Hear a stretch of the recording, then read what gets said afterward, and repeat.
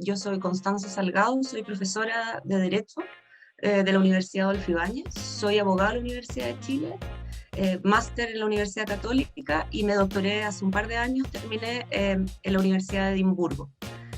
Yo actualmente trabajo en materias de Derecho Constitucional y Teoría del Derecho, pero más tirado hacia la filosofía política. ¿Cómo avanza el diálogo en la convención? ¿Qué preguntas surgen en la ciudadanía? ¿Qué dice la academia y la experiencia comparada? Bienvenidos y bienvenidas a Preguntas Constituyentes, un espacio abierto para dudas y opiniones sobre la nueva Constitución.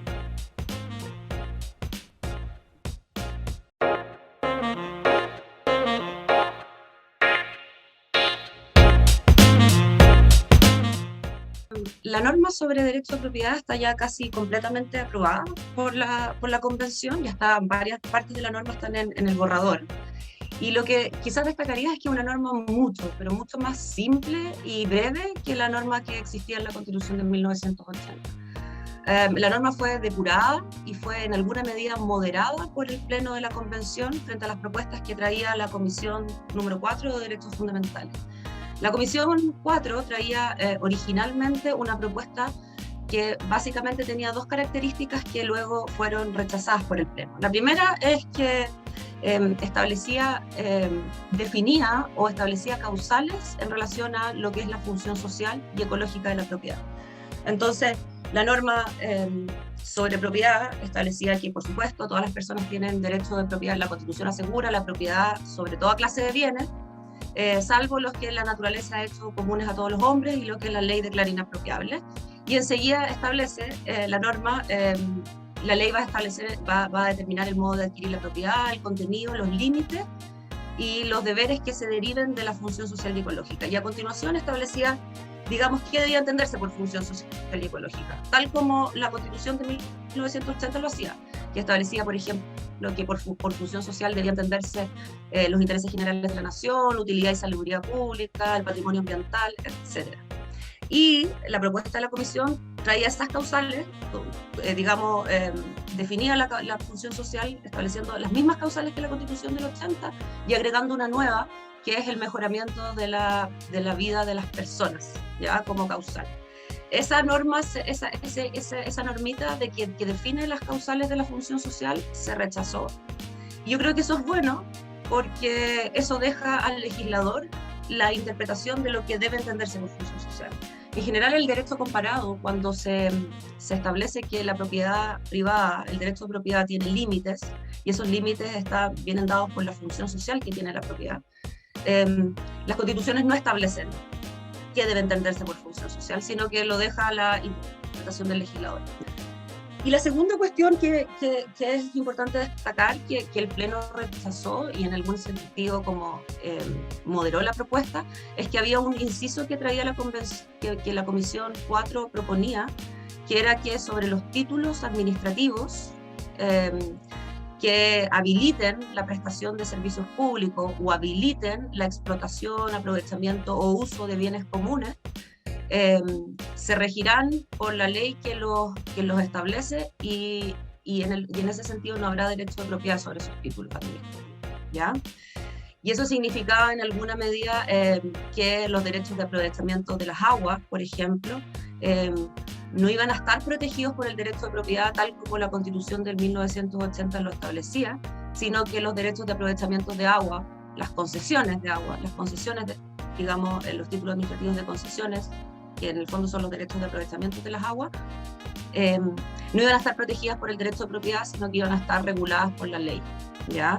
Eso nuevamente se rechazó, eso como dije ya se rechazó, y hoy en día está esta norma cortita, que simplemente hace referencia a que se protege la propiedad sobre toda clase de bienes, salvo los que la ley ha hecho, los que son comunes a todos los hombres y los que la ley declara inapropiables, y después que la ley determina el contenido y los límites en atención a la función social. Entonces una norma tal como casi la norma alemana, breve.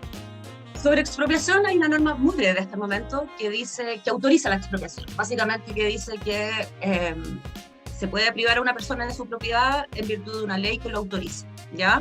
Pero digamos, no señala que tiene que haber compensación y qué tipo de compensación y cuál va a ser la característica de esta compensación por la expropiación. Entonces queda por determinar ahora a través de indicaciones. Hay varias indicaciones que se han propuesto y que se van a votar en el Pleno próximamente, que una, por ejemplo, un tipo de indicación o una indicación señala que el monto de la compensación, que establece que tiene que haber compensación y que el monto de la compensación tiene que ser equivalente al daño patrimonial efectivamente causado, que es lo que establecía la Constitución del 80. Es decir, que la expropiación tiene que ser, la compensación por expropiación tiene que ser equivalente al valor de mercado de la propiedad expropiada, ¿ya? Hay otra propuesta, otra indicación que señala que la compensación tiene que ser justa y que la ley la tiene que determinar ese justo precio por la expropiación, y que ese justo precio no es equivalente necesariamente al valor de mercado, sino que va a ser equivalente a lo que determina la ley, ponderando tanto el interés social o común y el interés del propietario. Y esa generalmente se dice, la ley determinará el monto de la compensación, el que tendrá que atender tanto al interés común como al interés privado del propietario. Y eso significa mayor flexibilidad para el legislador. Y eso tampoco ha sido aprobado, está por verse. Esta indicación que se refiere al justo precio, de que tiene que considerar tanto el bien común como el interés del propietario, está presente en la Constitución alemana, por ejemplo, en la Constitución española, en la Constitución colombiana. Es una norma, digamos, que existe en los países civilizados, en el derecho comparado. Y finalmente hay un par de indicaciones más relativas a la toma de posesión del bien, de si el pago de compensación tiene que hacerse antes de la toma de posesión material del bien, y si el pago puede ser reclamado ante tribunal, ya, si el monto del pago puede ser reclamado, o la legalidad de la expropiación puede ser reclamada ante tribunal. Y yo creo que lo último, especialmente lo último, es bien importante que esté. No es estrictamente necesario, porque se entiende que se puede reclamar, todas las personas tienen derecho a reclamar frente a los actos de la administración del Estado, eso va de suyo, pero sería bueno que se estableciera esta indicación de que siempre el expropiado podrá alegar sobre la legalidad de la expropiación.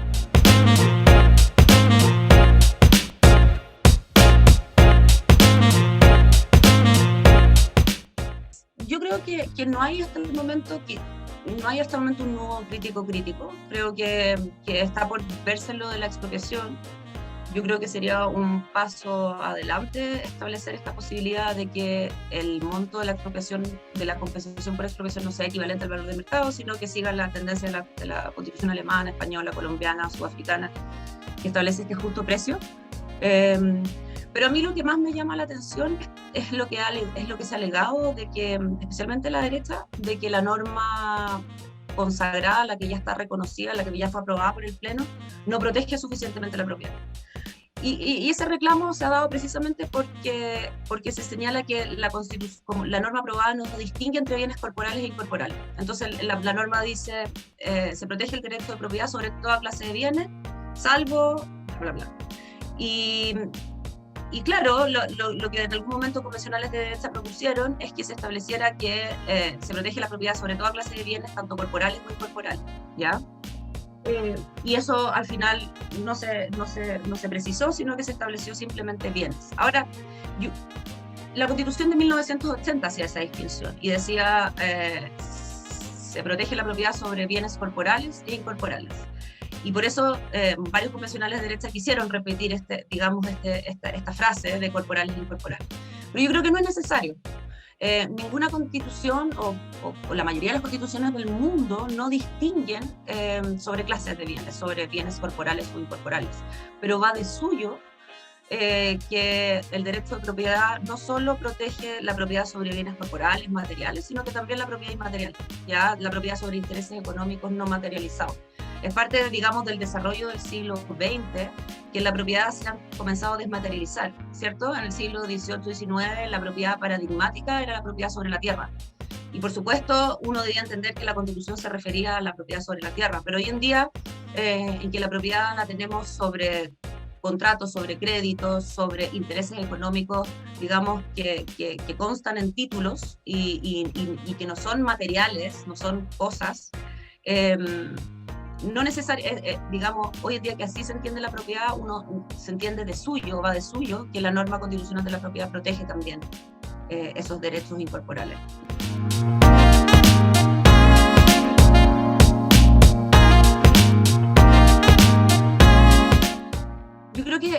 indudable hoy en día que los fondos de pensiones, los ahorros que tienen las personas en sus fondos de pensiones son propiedad de los titulares de los fondos de pensiones.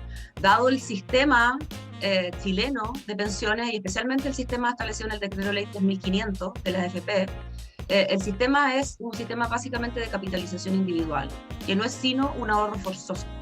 Entonces, bajo esa estructura, es obvio, yo diría que no es indudable que los fondos de pensiones que las personas tienen hoy en día son propiedad de esas personas, ¿ya? De hecho, ese ha sido el fundamento de los retiros, ¿ya? El fundamento de los retiros del primero, el segundo, el tercero y el cuarto es que nosotros somos propietarios de esos fondos. Entonces, sería muy difícil, digamos, que estatizar esos fondos. O sea, iría en contra de, no solamente, yo diría, digamos, de la Constitución, en el sentido de que bajo la estructura actual del sistema de pensiones, los fondos son un ahorro forzoso, son nuestros ahorros. Iría en contra no solo de la Constitución, sino que también la práctica legislativa con todos estos retiros, establecer algo distinto, ¿ya? Ahora, eso no significa, creo yo, que tenga que establecerse eso en la Constitución, como en algún momento algunos convencionales han dicho, de que en el fondo la Convención debería establecer que los fondos previsionales no son expropiables. Yo creo que eso no tiene sentido establecer en la Constitución, no es algo que se establezca en la Constitución eso. La Constitución del 80 no lo establecía.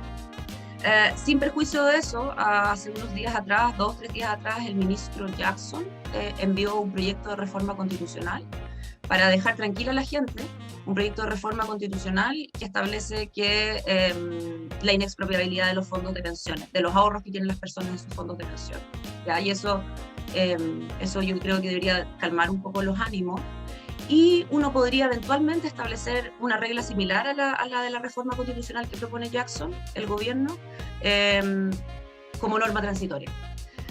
Ahora bien, habiendo hecho esas precisiones, creo que los convencionales de derecha, e incluso la Cámara de Diputados, en una declaración que sacó hace la semana pasada, creo que han ido mucho más allá, porque han dicho, y se han basado en una iniciativa popular de ley que se llama Con mi plata no. Ya la iniciativa se llamaba Con mi plata no, y creo que es la iniciativa que más votos obtuvo, o más apoyos obtuvo. Lo que no necesariamente la hace una iniciativa mejor o que tenga que ser aprobada, pero es un hecho de la causa. Ya, y esa iniciativa Con mi plata no, que fue como en alguna medida ha sido como utilizada por algunos convencionales como un estándar, dice no solamente que los ahorros que tienen las personas en sus cuentas individuales son propiedades de sus titulares de esas cuentas, sino que también dice que las personas son propietarias de sus cotizaciones futuras, ¿ya? Nótese la diferencia. Una cosa es decir que los fondos que yo he ahorrado son propiedad mía, y otra es decir que todas las cotizaciones que yo haga en el futuro van a ir necesariamente en mi beneficio, exclusivo beneficio, ¿ya? Y es decir, van a ser mi propiedad. Y eso creo que yo es algo no aceptable, porque en alguna medida es constitucionalizar un régimen de previsión social, es decir, que es básicamente decir que las cotizaciones son precios, no son impuestos. Usualmente uno entiende que las cotizaciones son unos impuestos dirigidos. En el fondo la cotización es un impuesto que está dirigido a destinar a un destino específico. Y afirmar lo contrario, es decir, las cotizaciones necesariamente en el futuro siempre van a ser entendidas como propiedad de la persona que las cotiza, y eso significaría decir que no es posible modificar el sistema AFP.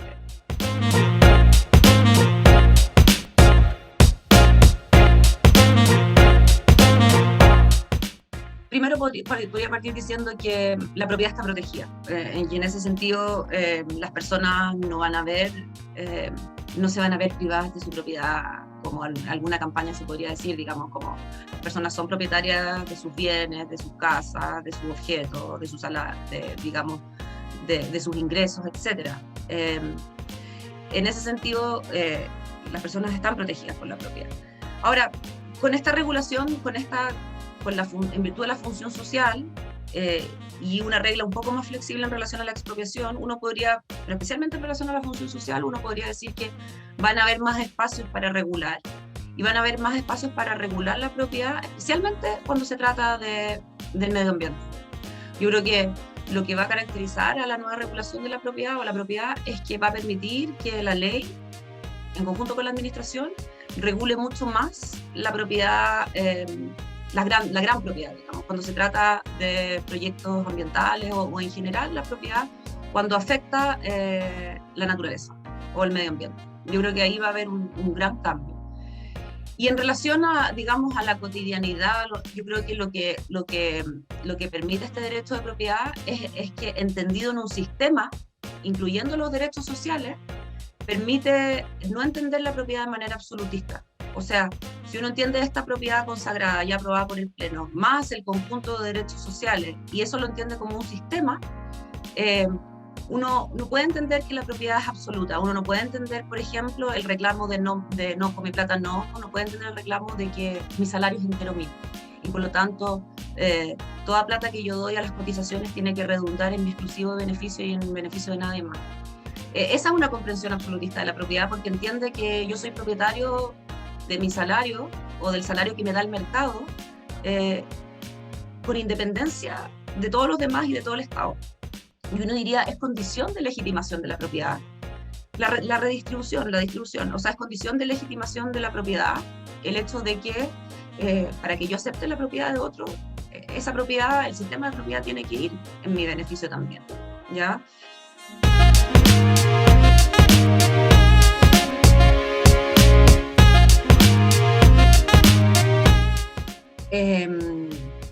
Yo diría que hay que fijarse en la transición, que estamos llegando al momento de mirar las normas transitorias, de empezar a pensar las normas transitorias. Y yo creo que es importante, o sea, yo creo que los convencionales tienen que manejar una tensión. Por un lado, si se aprueba la nueva constitución, la gente tiene que ver cambios inmediatos, tiene que haber algún cambio inmediato, digamos. Tiene que haber un cambio inmediato en el sentido de que hay una nueva constitución y eso tiene que significar algo. Pero no todos los cambios pueden ser inmediatos, y no solo, porque no es posible que todos los cambios sean inmediatos. Y por eso es importante que exista transición, ya exista transición, y por eso yo lo que miraría es que esa transición sea gradual y no sea abrupta.